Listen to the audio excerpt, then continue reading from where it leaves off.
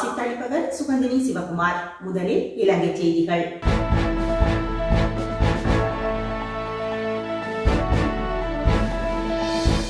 ஜனாதிபதி ஆணைக்குழுவை அமைத்தமை ஐநாவுக்கு அடிபணிந்தமைக்கொப்பானதாகும் ரஞ்சித் மத்தும பண்டார தெரிவிப்பு. ஐக்கிய நாடுகள் மனித உரிமைகள் சபையின் தீர்மானத்திலிருந்து விலகிவிட்டோம் எனவும் இலங்கையை ஐநா மிரட்ட முடியாது என்றும் கூறிய கோட்டபாய அரசு இன்று போர்க்குற்றங்கள் மற்றும் மனித உரிமை மீறல்கள் தொடர்பில் இலங்கையில் ஏற்கனவே நியமிக்கப்பட்ட ஆணைக்குழுக்களின் அறிக்கைகளை மீண்டும் பரிசீலிப்பதற்காக 3 அடங்கிய ஜனாதிபதி ஆணைக்குழுவை அமைத்துள்ளது. ஆரம்பத்தில் வீரவசனம் பேசிய அரசு தற்போது ஜனாதிபதி ஆணைக்குழுவை அமைத்தமை ஐநாவுக்கு அடிபணிந்தமைக்கு ஒப்பானதாகும் என ஐக்கிய மக்கள் சக்தியின் பொதுச் செயலாளரும் பாராளுமன்ற உறுப்பினருமான ரஞ்சித் மத்துவ பண்டார தெரிவித்தார்.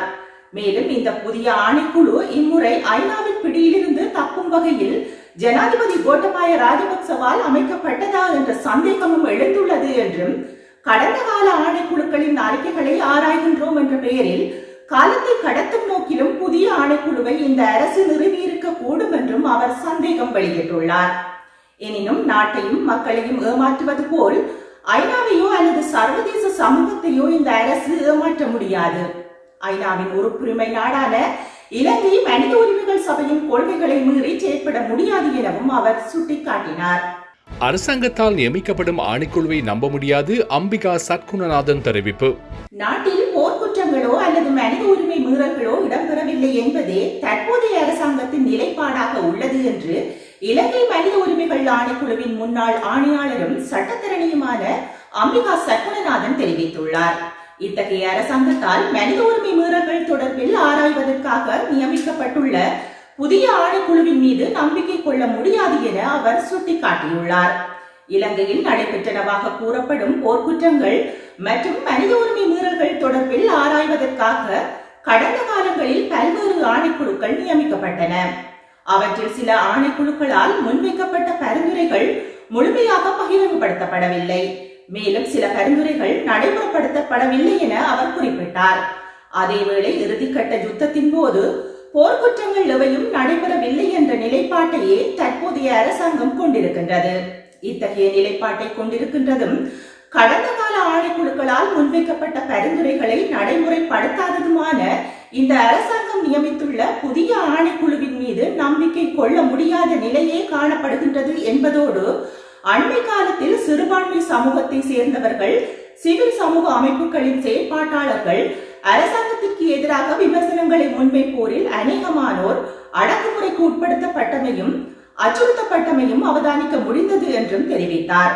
இவ்வாறானதொரு பின்னணியில் மனித உரிமை மீறல்கள் தொடர்பில் ஆராய்வதற்கென அரசாங்கத்தால் நியமிக்கப்படும் ஆணைக்குழுவை பொதுமக்கள் நம்புகின்றமை கடினமான விடயமாகும் என்றும் அவர் மேலும் தெரிவித்தார். ஏப்ரல் 21 தாக்குதல் தொடர்பான விசாரணைகள் நிறைவடைந்துள்ளன. ஏப்ரல் 21 தாக்குதல் தொடர்பான விசாரணைக்காக நியமிக்கப்பட்டிருந்த ஜனாதிபதி ஆணைக்குழுவின் சாட்சி பதிவு மற்றும் விசாரணை நடவடிக்கைகள் அனைத்தும் நிறைவடைந்துள்ளன. அதன் அறிக்கை இந்த மாதம் 31ஆம் தேதிக்கு முன்னர் ஜனாதிபதியிடம் கையளிக்கப்படும் என்று தெரிவிக்கப்படுகின்றது. இந்த ஆணைக்குழுவில் முன்னாள் ஜனாதிபதி மைத்ரிபால சிறிசேன, முன்னாள் பிரதமர் ரணில் விக்ரமசிங்க, முன்னாள் காவல்துறை மா அதிபர் பூஜித் ஜெயசுந்தர, முன்னாள் அமைச்சர் ரிசாட் பதியுதீன், முன்னாள் குற்றப்புலனாய்வு பிரிவின் பணிப்பாளர் சாணி அபேசேகர உள்ளிட்ட பலரும் சாட்சிகளை பதிவு செய்திருந்தனர். இலங்கை கடற்படையால் கொல்லப்பட்ட தமிழக மீனவர்களுக்கு யாழ் பல்கலைக்கழக வளாகத்தில் அஞ்சலி. யாழ் பல்கலைக்கழக மாணவர் ஒன்றியத்தின் ஏற்பாட்டில் இலங்கை கடற்படையால் கொல்லப்பட்ட தமிழக மீனவர்களுக்கு யாழ் பல்கலைக்கழக வளாகத்தில் அஞ்சலி நிகழ்வு ஒன்று முன்னெடுக்கப்பட்டுள்ளது. இது தொடர்பாக பல்கலைக்கழக மாணவர் ஒன்றியம் அறிக்கை ஒன்றையும் வெளியிட்டுள்ளது. இந்த அறிக்கையில் தமிழர்கள் என்ற ஒரே காரணத்திற்காகவே தமிழக மீனவர்கள் இலக்கு வைக்கப்படுகின்றனர் என்றும் சமீபத்தில் இலங்கை தீவினை அண்டிய கடற்பரப்பில் தமிழக மீனவர்களது படகொன்று மூழ்கடிக்கப்பட்டிருந்ததோடு அதில் இருந்த 4 மீனவர்கள் படுகொலை செய்யப்பட்ட சம்பவம் எம்மை பெரும் கவலையில் ஆழ்த்தியுள்ளது எனவும் இச்சம்பவத்தில் தமது உறவுகளை இழந்து தவிக்கும் குடும்பத்தினருக்கும் உறவினர்களுக்கும் தமது இரங்கலை தெரிவித்துக் கொள்வதாக குறிப்பிடப்பட்டுள்ளது. இலங்கை தீவினை அண்டிய கடற்பரப்பில் எல்லை தாண்டும் மீனவர்களிடத்தில் தமிழ்நாட்டு மீனவர்கள் மட்டும் கடற்படையினரால் இலக்கு வைக்கப்படுகின்ற சம்பவம் கவலைக்குரியது என்றும் இதேவேளை முகங்களை துணிகளால் மூடியவாறு எல்லை தாண்டும் இந்திய மீனவர்கள் தாயக மீனவர்களது வலைகளை அறுக்கின்ற சம்பவங்களும் அச்சுறுத்தலுக்கு உள்ளாகும் சம்பவங்கள் தொடர்பிலும் எழுகின்ற குற்றச்சாட்டுகள் தொடர்பில் தமிழ்நாட்டு அரசு கூறிய கவனம் செலுத்த வேண்டுவதோடு தமிழ்நாட்டு மீனவர்களுக்கும் தமிழர் தாயக மீனவர்களுக்கும் இடையிலான புரிந்துணர்வினை மேம்படுத்தும் வகையில் வலுவானதொரு உறவு பாலம் ஒன்று ஏற்படுத்தப்பட வேண்டும் என தாம் எதிர்பார்ப்பதாகவும் இந்த அறிக்கையில் தெரிவிக்கப்பட்டுள்ளது. அஸ்ட்ராசெனகா கோவிஷீல்டு தடுப்பூசிகள் நாளை இலங்கையை சென்றடையும். இந்திய அரசாங்கத்தினால் இலங்கைக்கு அனுப்பப்படும் அஸ்ட்ராஜெனேகா கோவிஷீல்டு தடுப்பூசிகளை ஏற்றிய விமானம் நாளை முற்பகல் 11 மணியளவில் இலங்கையை சென்றடைய உள்ளதாக அரசாங்கம் தெரிவித்துள்ளது. குறித்த தடுப்பூசிகளை 2,50,000 பேருக்கு வழங்க முடியும் என இலங்கைக்கு COVID-19 தடுப்பூசிகளை கொண்டு வருவது தொடர்பான குழுவின் தலைவர் ஜனாதிபதி ஆலோசகர் லலித் வீரதுங்க குறிப்பிட்டுள்ளார். இந்தியா இல்லாமல் ஸ்ரீலங்காவுக்கு எதிர்காலம் இல்லை, அமெரிக்க தூதுவர் அலைனா ரெப்லிஸ் தெரிவிப்பு. இந்தியாவுக்கு கொழும்பு துறைமுகத்தின் கிழக்கு பகுதி கொள்கலன் கையாளுதல் திட்டத்தில் நன்மை உண்டோ இல்லையோ, ஆனால் இந்தியா இல்லாமல் அதற்கு எதிர்காலம் இல்லை என ஸ்ரீலங்காவுக்கான அமெரிக்க தூதுவர் அலைனா ரெப்லிஸ் தெரிவித்துள்ளார்.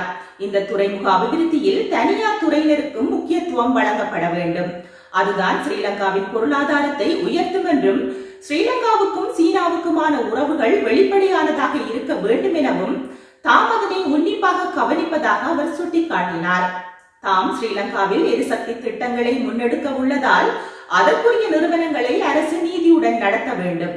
ஐக்கிய நாடுகள் சபையின் மனித உரிமைகள் ஆணைக்குழுவின் கூட்டத்தொடருக்கு ஸ்ரீலங்கா அரசு ஒரு ஆக்கப்பூர்வமான திட்டத்துடனும் வழங்கிய வாக்குறுதிகளை நிறைவேற்றும் திட்டத்துடனும் வர வேண்டும் எனவும் சில வாக்குறுதிகளையாவது ஸ்ரீலங்கா நிறைவேற்றுவதை தாம் காண வேண்டும் என அவர் மேலும் தெரிவித்துள்ளார்.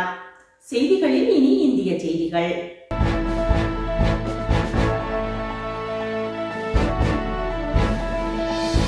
இந்தியாவின் வேளாண் சட்டத்துக்கு எதிரான போராட்டத்தில் 80 போலீசார் காயம், ஒரு விவசாயி உயிரிழப்பு.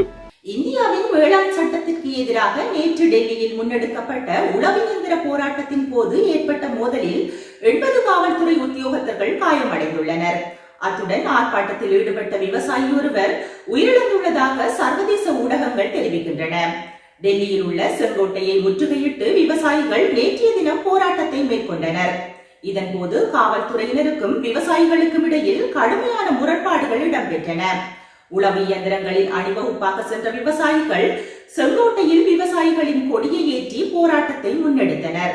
எவ்வாறாயினும் ராணுவத்தினரின் உதவியுடன் செங்கோட்டையில் இருந்து போராட்டத்தில் ஈடுபட்டவர்கள் வெளியேற்றப்பட்டிருப்பதாக இந்திய ஊடகங்கள் தெரிவிக்கின்றன.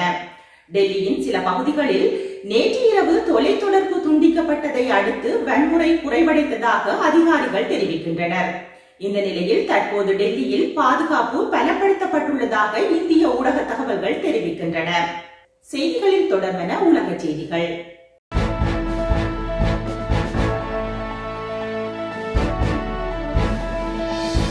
கொரோனா தொற்றினால் இறந்த 1,00,000 பேரை எண்ணி வருந்துவதாக பிரதமர் தெரிவிப்பு. பிரிட்டன் நாட்டில் கொரோனா உயிரிழப்பு 1,00,000 நெருங்கும் நிலையில் இதற்கு முழு பொறுப்பையும் தானே ஏற்பதாக அந்நாட்டு பிரதமர் போரிஸ் ஜான்சன் அறிவித்துள்ளார்.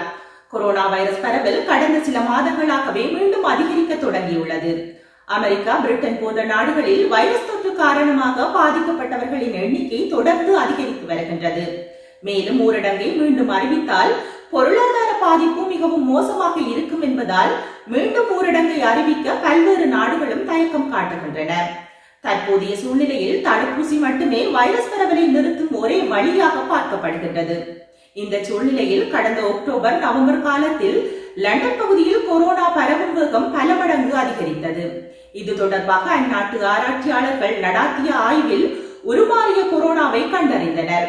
இந்த உருமாறிய கொரோனா அதிக பாதிப்பை ஏற்படுத்தாது என்றாலும் கூட இது மற்ற வகைகளை விட 70% வரை வேகமாக பரவும் என்றும் எச்சரித்தனர். இதனை அடுத்து கடந்த சில வாரங்களாகவே கொரோனா பரவல் பிரிட்டன் முழுவதுமே அதிகரித்தது. இதற்கு தான் வருந்துவதாகவும் ஒரு பிரதமராக இந்த அரசு எடுத்த அனைத்திற்குமாக தான் முழு பொறுப்பையும் ஏற்றுக் கொள்கின்றேன் என்றும் தெரிவித்தார். அஸ்ட்ராஜெனகா தடுப்பூசி நிறுவனம் எழுந்த குற்றச்சாட்டை அந்த நிறுவனம் மறுத்துள்ளது. ஸ்வீடன் நாட்டைச் சேர்ந்த அஸ்ட்ராஜெனேகா தடுப்பூசி நிறுவனம் லாபத்திற்காக ஐரோப்பிய ஒன்றியத்திற்கு பதில் மற்ற நாடுகளுக்கு தடுப்பூசிகளை ஏற்றுமதி செய்வதாக எழுந்த குற்றச்சாட்டை அந்நிறுவனம் முற்றிலுமாக மறுத்துள்ளது. உலகமெங்கும் கொரோனா பரவல் தற்போது மீண்டும் வேகம் எடுத்துள்ளது.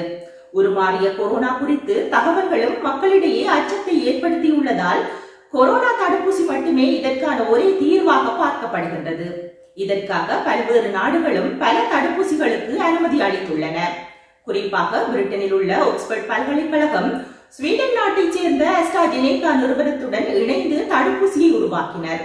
இந்த தடுப்பூசியின் அவசர கால பயன்பாட்டிற்கு பிரிட்டன் உள்ளிட்ட சில நாடுகள் அனுமதி அளித்திருந்தன.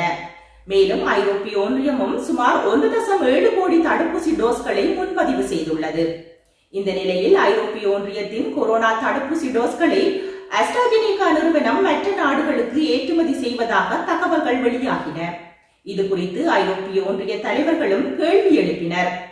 இந்த நிலையில் இதற்கு பதிலளித்துள்ள அஸ்ட்ராஜெனேகா நிறுவனத்தின் தலைவர், தடுப்பூசி விநியோகத்தில் சிக்கல் ஏற்பட்டுள்ளதால் ஐரோப்பிய தலைவர்கள் உணர்ச்சி வசப்பட்டு இவ்வாறு பேசுகின்றனர் என்றும் இங்கிருக்கும் சிக்கல்களை களைய தாங்கள் தொடர்ந்து முயன்று வருவதாக தெரிவித்தார். அவர் லாபத்திற்காக எந்த நாட்டிற்கும் கூடுதல் விலைக்கு தடுப்பூசிகளை விற்பனை செய்யவில்லை என்பதை வலியுறுத்தினார். இத்துடன் மெய்வெளியின் செய்திகள் நிறைவு பெற்றன. தொடர்ந்து மெய்வெளி நிகழ்ச்சிகளோடு இணைந்திருங்கள். நன்றி, வணக்கம்.